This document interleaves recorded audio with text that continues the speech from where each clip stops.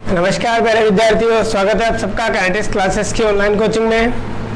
हम पढ़ रहे थे क्लास 12 की फिजिक्स और आज का हमारा टॉपिक है कि विद्युत बल या दो स्थिर आवेशों के मध्य जो इलेक्ट्रिक फोर्स अप्लाई होता है, विद्युत बल लगता है, वो मीडियम पर या माध्यम पर किस प्रकार से डिपेंड करता है या निर्भर करता है। तो देखिए, थोड़ा सा प्रीवियस वीडियो में, लास्ट वीडियो में मैंने क्या बताया था, कूलाम बल नियतांक के बारे में आपको बता दिया था कि निर्वात में इसकी जो वैल्यू होती है, निर्वात में इसका मान होता है कि k = 1/4 पाई एप्सिलॉन नॉट, और वहीं माध्यम में इसका मान होता है, मीडियम के अंदर इसकी वैल्यू होती है k = 1/4 पाई एप्सिलॉन, और इस एप्सिलॉन को खोला जाता है epsilon not into epsilon r। तो k मीडियम के अंदर क्या हो जाता है, देखिए Km = 1/4 पाई एप्सिलॉन की जगह क्या लिखना, epsilon not into epsilon r, ये रख देते हैं। तो ये हमने पिछले वीडियो में देख लिया था कि K जो होता है, कूलम जो फोर्स कांस्टेंट है या कूलम बल नियतांक है, ये माध्यम की पर किस प्रकार से डिपेंड करता है।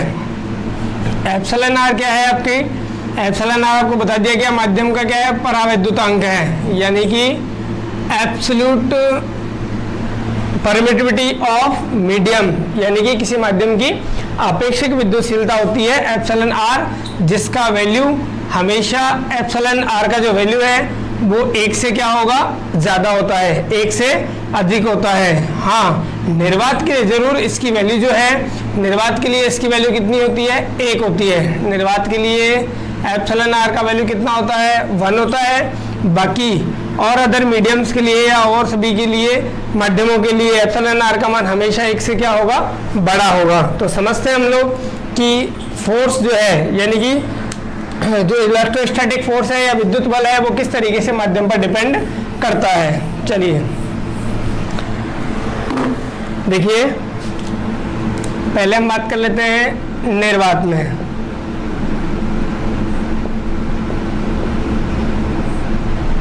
दो आवेश हैं Q1 और Q2।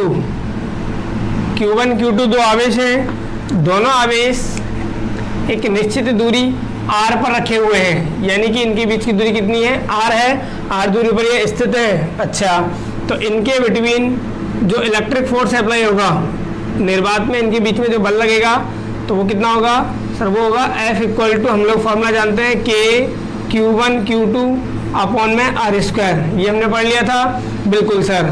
K जब मैं निर्वात की बात कर रहा हूँ फोर्स, तो K निर्वात वाला आप काम में लोगे 1/4 पाई एप्सिलॉन नॉट। तो K की वैल्यू अगर रखूँगा तो कितना आएगा, तो 1/4 pi epsilon naught as it is. अच्छा, Q1 इंटू Q2 ये हो जाएगा आपका, और साथ में कौन है नीचे, r²। ये हो गया इक्वेशन नंबर 1, मैंने डाल दिया इसको। अच्छा सर, अब इन दोनों आवेशों को, Q1 और Q2 जो आवेश है, इनको बिना परिवर्तित किए Q1 और Q2 आवेश को r दूरी पर, देखिए दूरी भी वही है और आवेश भी वही है, उन्हीं आवेशों को उतनी ही दूरी पर कहाँ रख दिया, किसी माध्यम में रख दिया जाए। कहाँ पर रख दिया जाए, किसी माध्यम में, जिस माध्यम की आपेक्षिक जो विद्युतशीलता है वो एप्सिलॉन r है। कहाँ रख दिया गया है, ऐसे माध्यम में रख दिया है जिसकी आपेक्षिक विद्युतशीलता, आपेक्षिक विद्युतशीलता कितनी है, एप्सिलॉन r है, या माध्यम का परावैद्युतांक जो है वो कितना है, एप्सिलॉन r है। अच्छा, चलिए कितना फोर्स अप्लाई होगा, यहाँ हम लोग देखें मीडियम में फोर्स, तो K Q1 Q2 अपॉन में r² हो जाएगा, बिल्कुल सर। और K की वैल्यू आप जानते हो कि माध्यम के लिए कितनी होगी, 1/4 पाई एप्सिलॉन, और एप्सिलॉन की जगह मुझे क्या रखना पड़ेगा, एप्सिलॉन नॉट एप्सिलॉन r, तो ये हो जाएगा। अच्छा, तो ये वैल्यू अगर मैं यहाँ रखूँगा तो Fm क्या आएगा, 1/4 pi epsilon not epsilon r। अच्छा, और कौन है नीचे, r² है, ऊपर है आपका Q1 इंटू Q2। ठीक है, इक्वेशन नंबर क्या डाल दिया मैंने इसको, 2। तो ये हो गया हमारे पास में, ये तो हो गया अपने पास में क्या, निर्वात में दो स्थिर आवेशों के मध्य बल, और ये हो गया माध्यम में दो स्थिर आवेशों के मध्य बल। कौन से माध्यम में? जिस माध्यम की आपेक्षिक विद्युतशीलता या पराविद्युतांक कितना दिया हुआ है? एप्सिलॉन आर दिया हुआ है। अगर हम माध्यम में दो आवेशों के मध्य विद्युत बल और निर्वात में दो आवेशों के मध्य विद्युत बल, दोनों में अगर रिलेशन फाइंड करना चाहते हैं, दोनों में संबंध निकालना चाहते हैं, तो क्या करोगे आप? देखिए Fm अपॉन में Fv, निर्वात में विद्युत बल और माध्यम में विद्युत बलों का क्या निकाल लोगे? अनुपात निकाल लोगे। Fm अपॉन में मैंने क्या कर लिया है? Fv। आप चाहो तो Fv को ऊपर लिख सकते हो, Fm को नीचे लिख सकते हो। यानी कि निर्वात में जो विद्युत बल है, जरूरी नहीं है कि मैं इसको नीचे रखूंगा, आप जैसे करना चाहो। माध्यम में मैंने अभी बल को ऊपर लिख लिया, निर्वात में जो विद्युत बल है उसको नीचे लिख लिया। तो माध्यम में बल कितना है सर? ये रहा Q1 into Q2 upon 4 pi epsilon not epsilon R dot are square, यही है? बिल्कुल सर।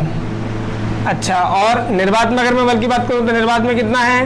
निर्वात में भी sir Q1 into Q2 upon 4 pi epsilon naught R square, ये है? बिल्कुल। अच्छा, क्या क्या कैंसिल हो रहा है? आप देखोगे Q1 इंटू Q2 जो है वो Q1 इंटू Q2 से कैंसिल हो गया। बिल्कुल सर। और 4 पाई एप्सिलॉन नॉट से कैंसिल हो गया। बिल्कुल। आर स्क्वायर से कैंसिल हो गया। तो बचा कौन? Fm अपॉन में Fv का वैल्यू बचा है, देखिए एप्सिलॉन आर बचा हुआ है। किस तरीके से? 1 अपॉन में एप्सिलॉन आर, इस तरीके से।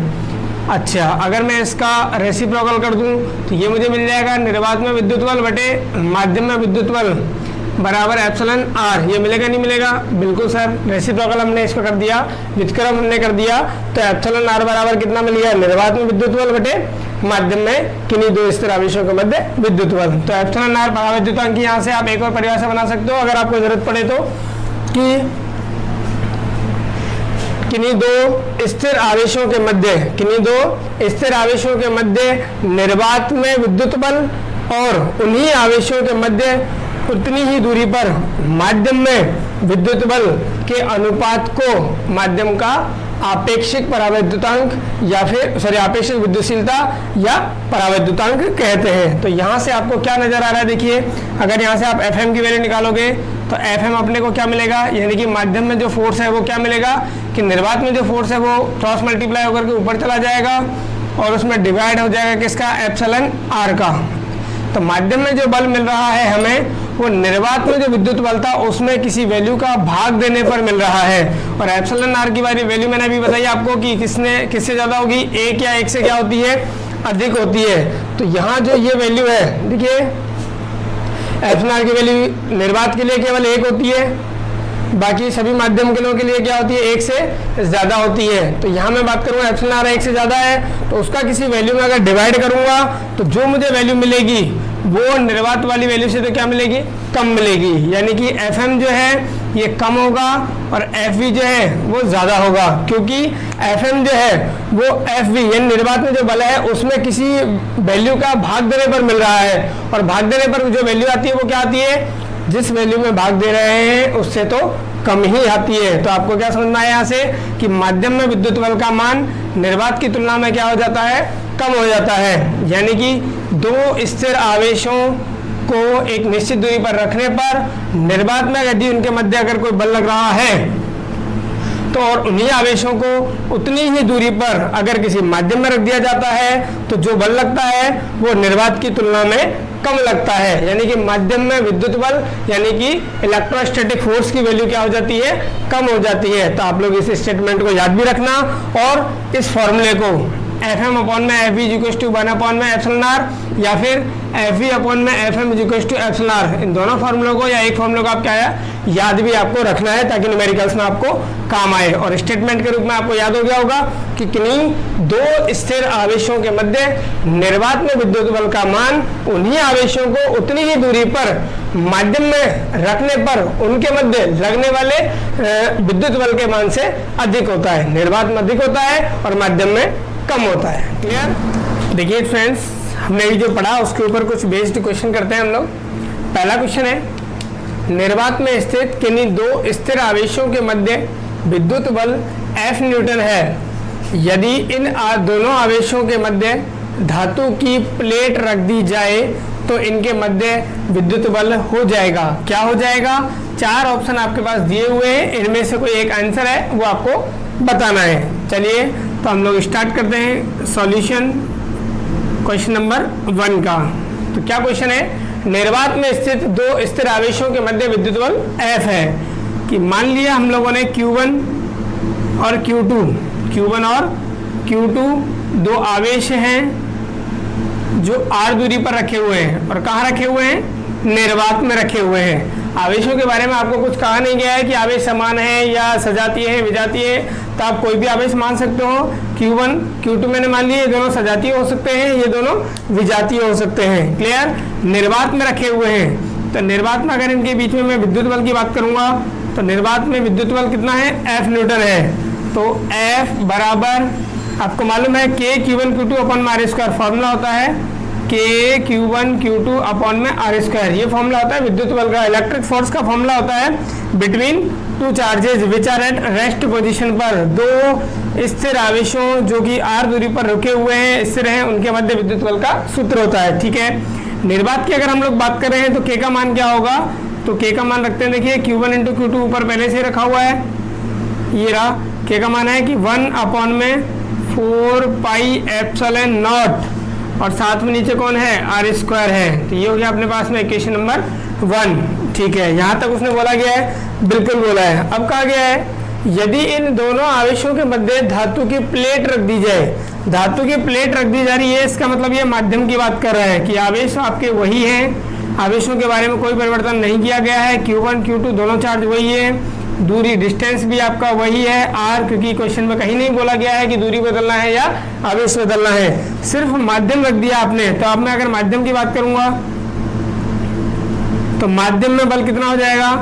तो माध्यम में आपको मालूम है बल होगा F डैश, हम उसको मान लेते हैं F dash is equal to, या F मीडियम मैंने मान लिया, F मीडियम यानी कि माध्यम में बल K Q1 Q2 अपॉन में R स्क्वायर, यही होगा। बिल्कुल सर, लेकिन माध्यम के लिए K की वैल्यू क्या हो जाएगी?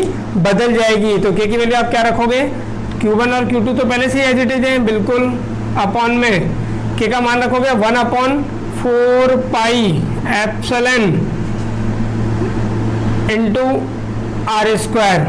ठीक है, और चूंकि एप्सिलॉन बराबर epsilon not into epsilon R, ये लगाओगे तो यहाँ से FM हो जाएगा अपने पास में Q1 इंटू Q2 अपॉन में 4 pi epsilon not epsilon R। जो आपका एप्सिलॉन था उसकी जगह मैंने वैल्यू लिख दिया epsilon not into epsilon R, साथ में है आपका R स्क्वायर, ये हो गया अपने पास में मीडियम के अंदर। ठीक है सर, अगर वैक्यूम वाला जो इलेक्ट्रिक फोर्स है निर्वात में और मीडियम में जो है, इनका अगर मैं रेशियो फाइंड करूंगा FM अपॉन में FV अगर मैं फाइंड करूंगा, तो मैंने आपको अभी अभी बताया ही है कि माध्यम में और निर्वात में 2 स्थिर आवेशों के मध्य बल का अनुपात क्या आता है, तो वो आपने देखा था अभी कितना आया था? 1 अपॉन में एप्सिलॉन R, क्योंकि सब कुछ आपका कैंसिल हो जाएगा, केवल कौन बचेगा? Epsilon R। और कैसे? 1 अपॉन में एप्सिलॉन R। तो FM यानी कि माध्यम में बल बराबर, ये निर्वात में वो फोर्स है, ये ऊपर चला जाएगा, तो निर्वात में फोर्स अपॉन में एप्सिलॉन R, यही आएगा। बिल्कुल हम लोग चाहते तो डायरेक्ट भी यही फॉर्मूला अप्लाई कर सकते थे, क्योंकि अभी मैंने आपको बताया ही है कि FM अपॉन FV का जो मान है वो किसके बराबर आता है? 1 अपॉन में एप्सिलॉन R के बराबर आता है, यानी FM बराबर FV अपॉन में, यानी कि मीडियम में फोर्स निर्वात के फोर्स का 1 अपॉन में एप्सिलॉन R गुणा के बराबर होता है। तो force in medium equal to, निर्वात में बल कितना दिया गया आपको? F है, तो FV की जगह मैंने F पुट कर दिया। बिल्कुल सर। अच्छा, धातु रख दी जाए, ध्यान रखना कोई भी धातु रख दी जाए तो धातु के लिए आप एप्सिलॉन R का मान याद रखोगे कि धातु के लिए एप्सिलॉन R का मान कितना होता है? अनंत होता है, इनफाइनाइट होता है। मैं पहले भी आपको प्रेरण विद्युत जब पढ़ाया था, इंडक्शन के थ्रू जब मैंने चार्जिंग पढ़ाया था, तो वहाँ पर भी बताया था कि धातु के लिए एप्सिलॉन R का मान कितना होता है? इनफाइनाइट। तो यहाँ अगर आप इनफाइनाइट रखोगे और इनफाइनाइट का किसी में डिवाइड करोगे, देखिए F अपॉन में इनफाइनाइट, यानी कि किसी वैल्यू में आप इनफाइनाइट का डिवाइड कर रहे हो तो कितना आएगा? 0 आएगा। तो आप समझिए कितना फोर्स हो जाएगा? 0 हो जाएगा। तो बताइए कौन सा ऑप्शन राइट है? सर ऑप्शन नंबर 1 यानी कि A, 0 हो जाएगा। तो अब आगे के लिए आप याद रख पाओगे कि निर्वात में अगर 2 आवेशों के मध्य कोई बल लग रहा है और अगर उनके बीच में कोई धातु की प्लेट रख दी जाए या धातु भर दी जाए, हो सकता है आपको तांबा बोल दे, तांबा मतलब कॉपर बोल दे आपको, या सोना चांदी इस तरीके से बोल दे कि आवेशों के मध्य सोना भर दिया जाए, चांदी रख दी जाए या तांबा रख दिया जाए, तो बल क्या हो जाएगा? तो आप हमेशा डायरेक्ट क्या बता सकते हो? आप शून्य, डायरेक्ट आप आंसर बता सकते हो कि 0 हो जाएगा। रीजन उसका क्या है? क्योंकि एप्सिलॉन आर की वैल्यू इनफाइनाइट होती है और इनफाइनाइट का किसी में हम लोग डिवाइड करते हैं तो 0 आता है। क्लियर है आपको? चलिए सेकंड क्वेश्चन हम लोग करते हैं। सेकंड क्वेश्चन क्या है? वीडियो पॉज करके आप जो है स्क्रीनशॉट मार लिया करो ताकि आपको आंसर आपके पास में रह जाए, ठीक है? तो क्वेश्चन नंबर सेकंड, कूलाम के नियम के आधार पर एक कूलाम आवेश को परिभाषित कीजिए। आपको किसकी परिभाषा बतानी है? एक कूलाम की परिभाषा बतानी है, और किसके आधार पर? कूलाम के नियम के आधार पर। चलिए सॉल्यूशन हम लोग इसका स्टार्ट करते हैं। तो पहले तो इसने बोला कूलाम के नियम के आधार पर, तो कूलाम का नियम क्या है पहले वो आप वो समझिए। पहले मैं पढ़ा के आ चुका हूँ आपको, फिर भी थोड़ा सा देखिए। Q1 एक रेस्ट पोजीशन पर चार्ज है, Q2 एक रेस्ट पोजीशन पर चार्ज है, रुके हुए आवेश हैं Q1 Q2 r दूरी पर रखे हुए हैं, ठीक है सर? अगर r दूरी पर रखे हुए इनके बीच में बल लगेगा, बिल्कुल F बराबर K Q1 Q2 अपॉन में r स्क्वायर। ये कूलाम बल का फॉर्मूला हो गया। और अभी हम लोग बात कर रहे हैं कहाँ पे? निर्वात में बात कर रहे हैं। कहाँ पर बात कर रहे हैं? निर्वात में, ठीक है? Okay sir. तो यहाँ से एक कूलाम कैसे परिभाषित आप कर सकते हो? देखिए हम लोग करते हैं वैसे वैसे आप कर सकते हो, ठीक है? Q1 चार्ज और Q2 चार्ज, अगर दोनों आवेशों को आपने एक एक कूलाम का ले लिया, दोनों आवेशों का परिमाण कितना कर दिया आपने? 1 कूलाम कर दिया। अच्छा, और बीच की जो दूरी है दोनों आवेशों की उसको हम लोगों ने 1 मीटर कर दिया, 1 मीटर कर दिया। और इनके बीच में निर्वात में रखे हुए, निर्वात में जो विद्युत बल लग रहा है, इलेक्ट्रिक फोर्स जो इनके बिटवीन अप्लाई हो रहा है, उसकी वैल्यू अगर हम लोग 9 × 10⁹ कर लेते हैं, 9 × 10⁹, 9 गुणा 10⁹ न्यूटन अगर कर लेते हैं, तो जो आवेश होंगे Q1 और Q2 वो क्या है आपके? 1 कूलाम है। तो देखिए